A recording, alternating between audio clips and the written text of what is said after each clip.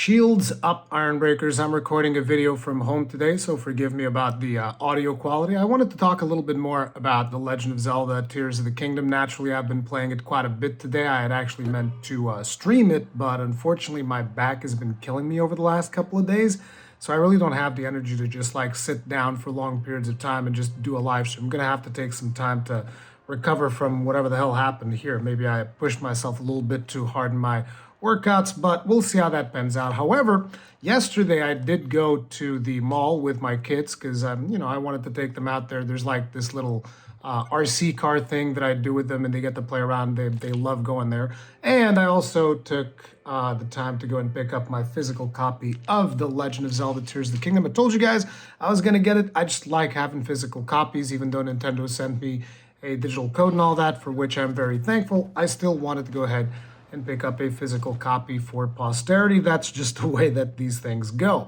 Now, today I played quite a bit more Legend of Zelda Tears of the Kingdom, and I got reminded of a topic that I forgot to talk about in my last Legend of Zelda video.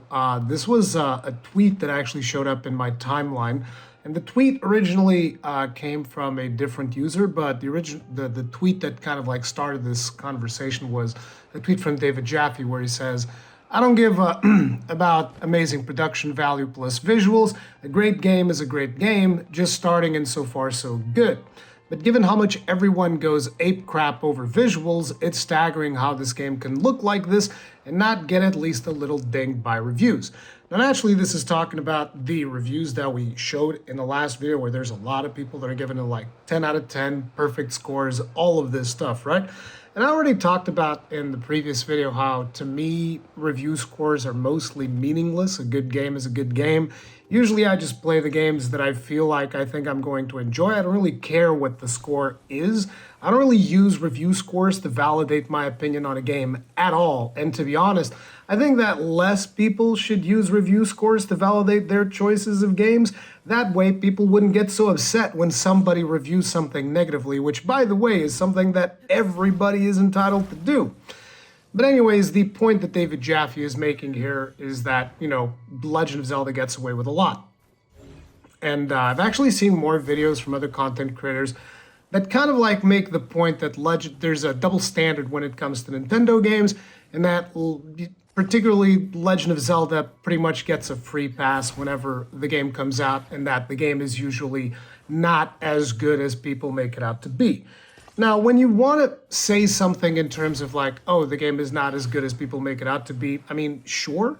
But one of the things that is important to me is, does the game do things in a unique way that provides you with an experience that you can't really get anywhere else?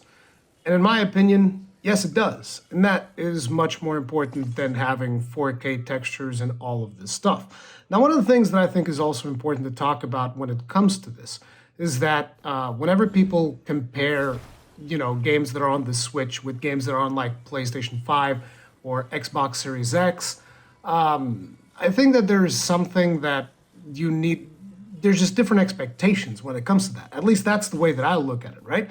If I'm playing a game, like let's say on my laptop, and I'm able to get 1080p 30 FPS because my laptop's running on like a 1070 or whatever, if I'm able to get 1080p 30 FPS, sounds real good. It's perfect. I'll play it. It's whatever.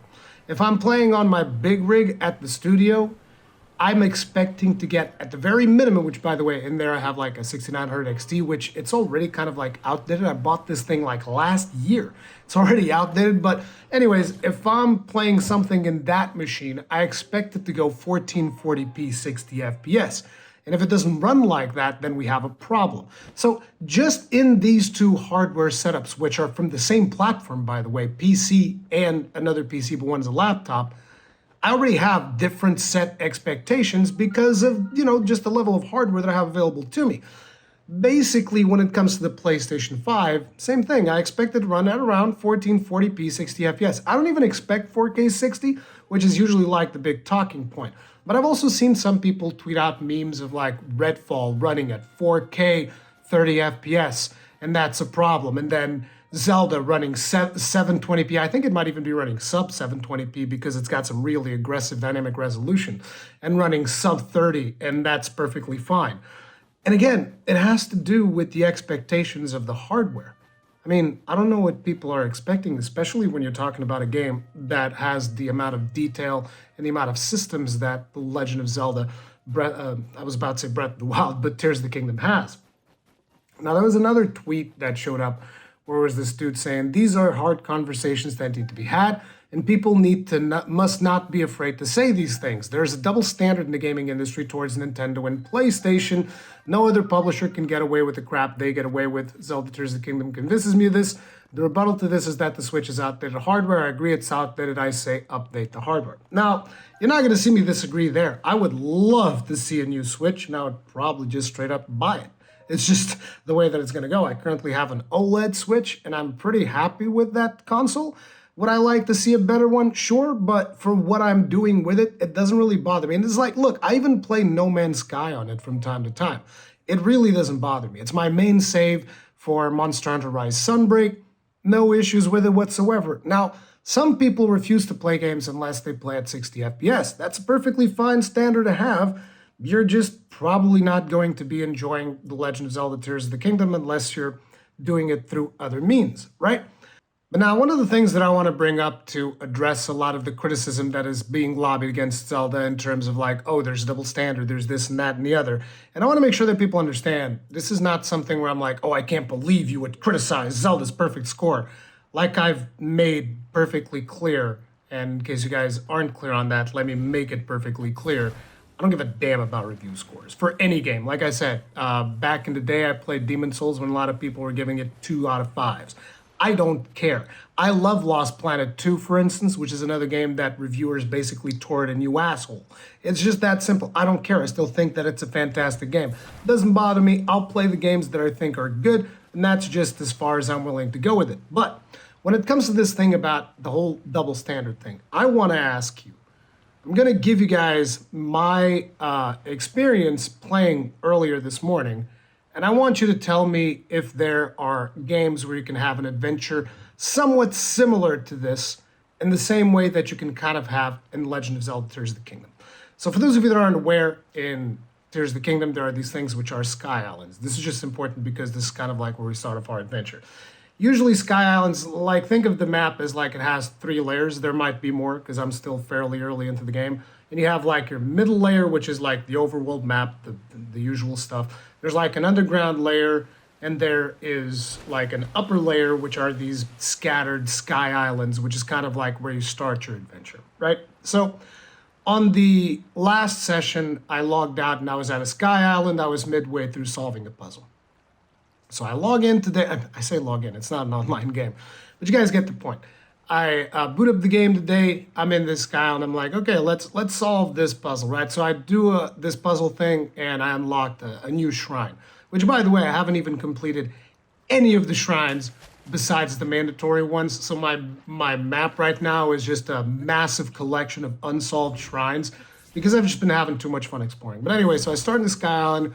I solve the puzzle, and I unlock the shrine. While I'm in there, I'm looking around. I'm like, oh, that looks like a neat little mining spot. I go in there, get a little bit of mining done. And as I was preparing to leave this Sky Island, go do something else, go do some exploration, go grab some more sky towers, all of these things that I wanted to go do, I noticed, oh, there's a little puzzle thing here that requires me to jump down.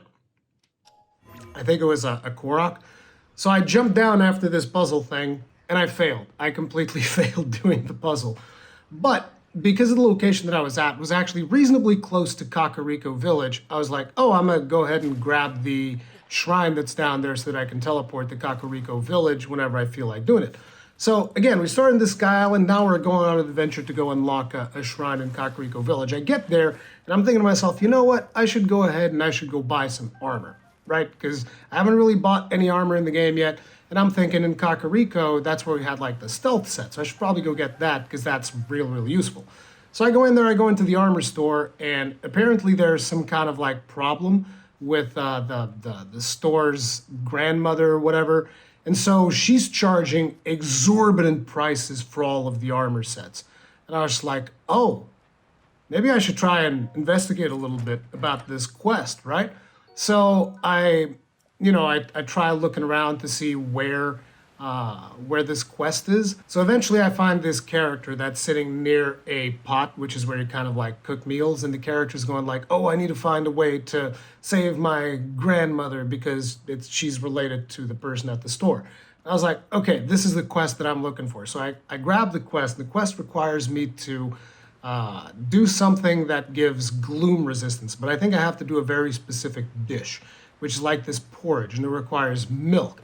And I was like, ha, I remember that fresh milk is in Hatino Village. So I go to Hatino Village, and then I get there, and I go to the store, and there's milk, but the guy at the store is like, you should see our pasture. And I'm like, maybe instead of buying the milk here, I should go out to the pasture and figure something out there.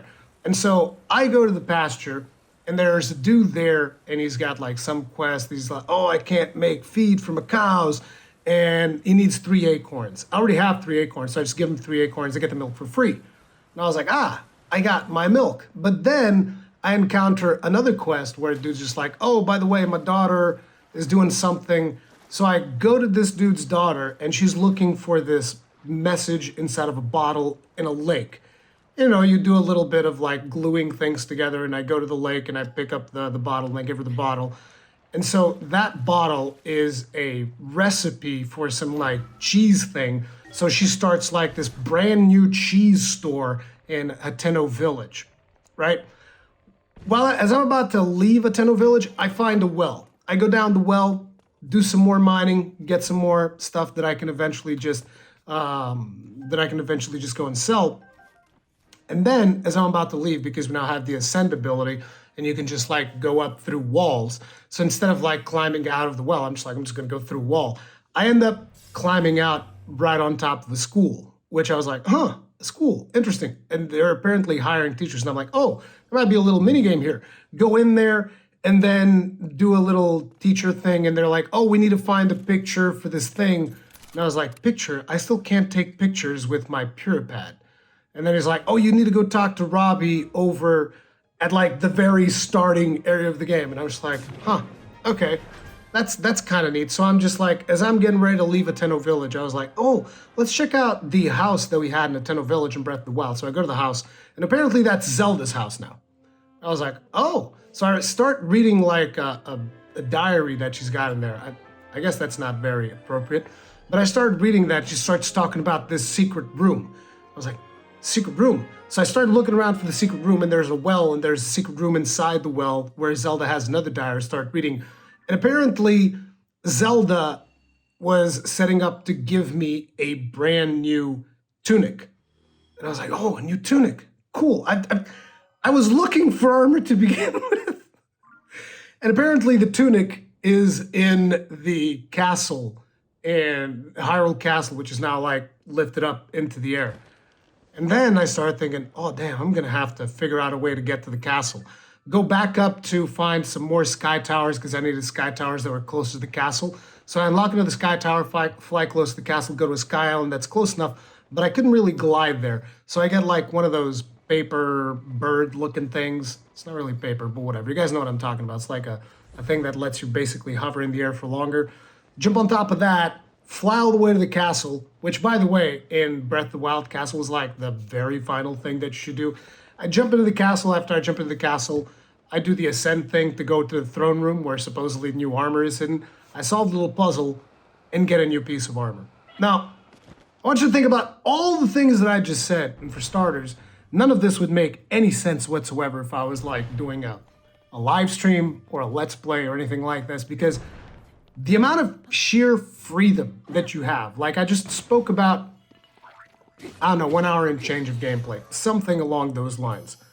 Somebody else playing the exact same game in the exact same progression point that I was at could have been doing something completely different and having a blast.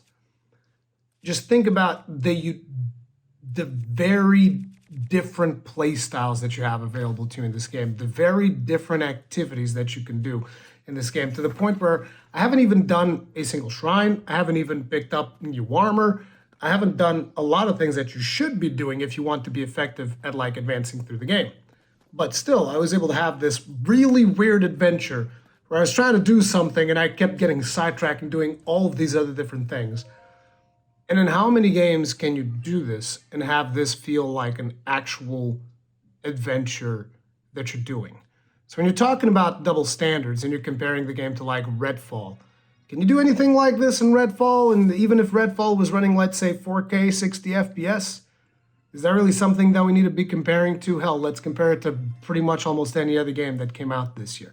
I'm not saying this is the best game of the year, by the way. I'm not making that claim.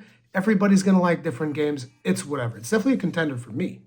But at the end of the day, when I have this amount of freedom and the game just runs and doesn't friggin' explode, that's another thing. The fact that you can just like install the game and it runs, because that's just something that nowadays we have to take into consideration when we talk about video games, because like a lot of people weren't even able to play Wild Hearts. A lot of people weren't even able to play Jedi Survivor and other, a lot of people weren't even able to play Redfall. I mean, I had a friend of mine shared a clip of Redfall on Twitter where like his game would just freeze for 15-second intervals. And it's like, bro. So it's like, is it a double standard or is this just something that is very fresh? And again, does it justify the giga high scores? I don't know. I don't care. I don't score games precisely because of that, because I think it's stupid. But, each their own. But one thing's for sure, it was definitely a whole lot of fun just messing around and doing all of that stuff. Anyway, what have you guys been up to? Let me know in the comment section down below. If you enjoyed this video, hit it up with a like. If you did not enjoy this video, hit up the dislike. Feedback is important. I'll see you guys in the next one. Stay strong, stay safe. Peace out.